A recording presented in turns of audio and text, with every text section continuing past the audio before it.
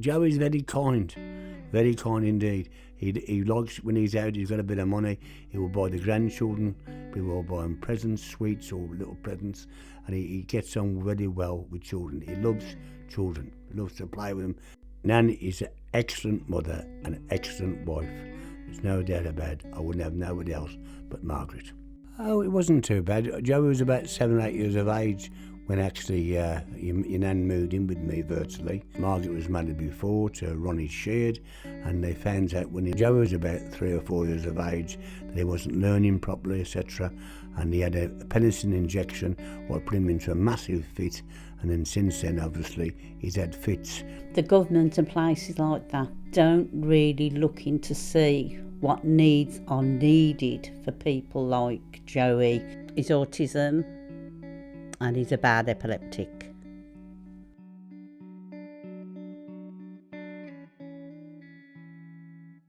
Just a normal, routine young girl. Waitress, cashier, cleaner. Lived at home in my grandfather's house with my mum and my dad, my older brother, my older sister and my younger sister. Just a normal life, going to school. We weren't rich or anything like that. We did normal things, like going out to play, went to school, left school, got a job. Well, a few jobs.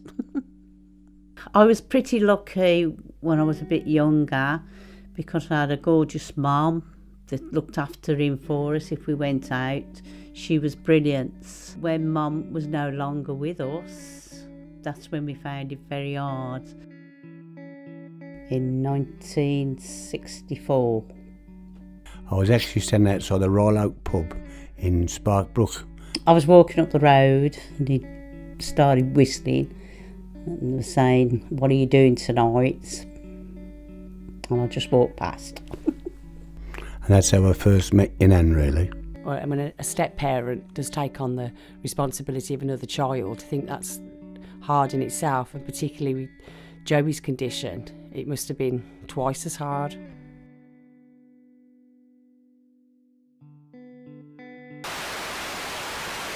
It makes no sense. You're picking on a group of people who have fought so hard to be equal in this society. We got the right to education. We came out of care homes, of institutions in the 80s. And it's like all that work by people, by generations of people, is gone in one swoop from this government.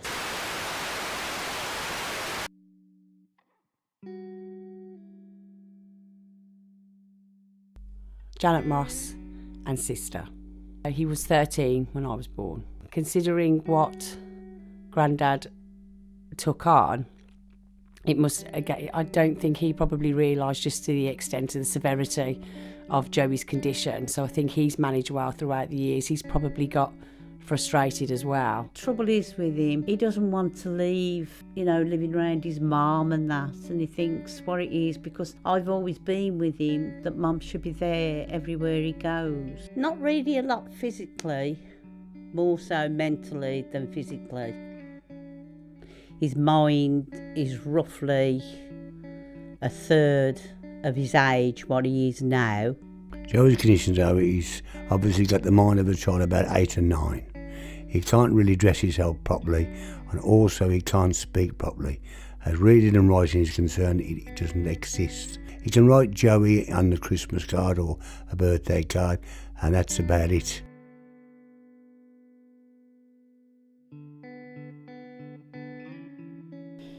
Because there's always something to do, no matter what. You've always got to be there 24 hours. If he has seizures, there's got to be somebody there with him all the while. You can't really let him go out to go shopping or go down the road on his own because he has really got no road sense. And if he walked over, he could get knocked down.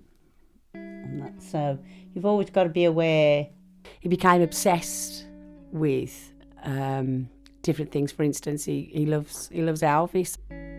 Joey's favourite thing is Elvis Presley. He likes old movies. He sits there and watches. He don't really understand them, but he gets the gist of them sometimes. You'd look at him a lot throughout the day, probably have his headphones on, listening to Elvis or be watching an Elvis movie.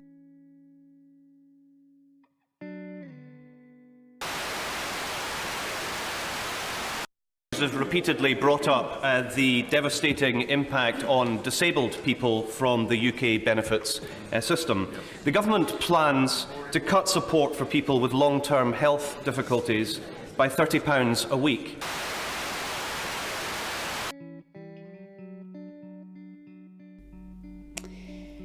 In 2013. My heart stopped overnight. When your mind's always on the run, sort of thinking, you know, what's going to happen and one thing and another. And then you worry. If she was able to get that support, I think she would feel as though she'd be able to cope with it better. But she's had a pacemaker fitted, and lately she hasn't been too bad, touch wood, etc. As long as she takes things easy and don't do too much, she's all right. But she carries on no matter what, and she still does the housework and the cooking. She needs a break from him sometime, because otherwise she's got him 7 days a week, and these places at the moment are being closed down by this stupid government. They think they can do without these places and put them in special places. It doesn't work like that. I think the social care that was available 15, 20 years ago was very personal. It seemed to be more consistent. I feel as though that's dropped by the wayside. But at one time we used to have a carer come to the house, a young lad who was a bit of a punk rocker, who used to take Joey out the pictures, etc., and take him shopping and things like that, look after him. But that all stopped. It was a volunteer worker, so it just fizzled out. But apart from that, he doesn't have no one to come to the house. For Nan, I feel as though, again, there could be that support where it allows her, if you like, to have a breather. He did have a girlfriend once at the centre, but he didn't take much notice. He just used to bring it. She used to come to the house, quite a nice looking girl actually, but she was okay, she was quite a nice looking girl, and he had her for 2 or 3 years, I think. She used to come to the house and sit with him sometimes, etc. But apart from that, that was about it. That's the only one he's ever had. Ian Duncan-Smith, do you understand that among a lot of disabled campaigners and so forth, there will be a certain amount of hollow laughter because they still see you as the man that supported things like the benefits cap, that supported the bedroom tax, that supported lots of things which have caused real hardship to people at the bottom of the heap. And they see you as the bad guy.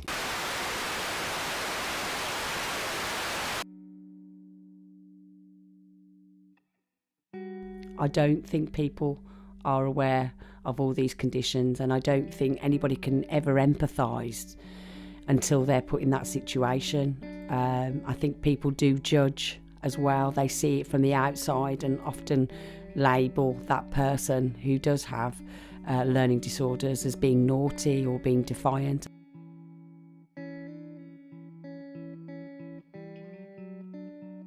Some people, like my friend once, Murray Scoochie, he was a bit frightened of Joey because simply he was different. Because Joey being different, some people cannot cope with that. I didn't really understand it until I was a parent myself. But you see, you didn't know about autism till I'd say the past 15 years. Before that, it was never known. It was just that you were mental impaired. Nanny didn't get her pension till she was 70 odd years of age, and then as soon as she got her pension, they took the care allowance off her. But you still got to look after your child no matter what. Because you still have to pay if he goes to respite or if he needs anything, or you have to pay some, because that money is to help you to pay people to look after him while you do things. Well, you don't get it anymore, but you still have to pay.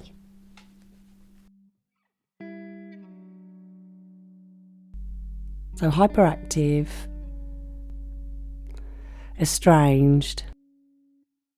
Got to be attention, top of attention, not once, all the while. As a young person, I thought he was going to grow out of it. I thought it was just a condition, and as he got older, he would get better. But we also learn, and I think we're really starting to learn this every single week, that Theresa May is a class act at not answering the question. Theresa May scores incredibly highly at elegantly and evasively saying absolutely nothing whatsoever. When we first went with her, met her, she was lovely. And Nan's always been a nice looking lady as well. And she's a very, very kind lady. Too kind someone. Heart as big as gold. She'll give her last penny to the children. If I said to give us a 10 out of your purse, that's all she got left, she would give it me. Any money in her purse, she would give you the whole lot.